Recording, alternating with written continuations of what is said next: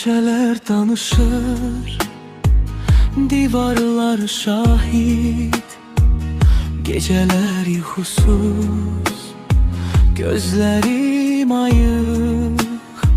Boş vədlər satılır, hamı qardaşım. Arxadan vururlar, bilmirəm niyə axı. Cibdə az pul, heç qəpimdə yoxdur. Hər addım riskdir, dilənçiyəm mən bilə. Tütək çalıram daşın üstündə oturup, ama qəlbimdə od var, sönməz bu hal ayrışar.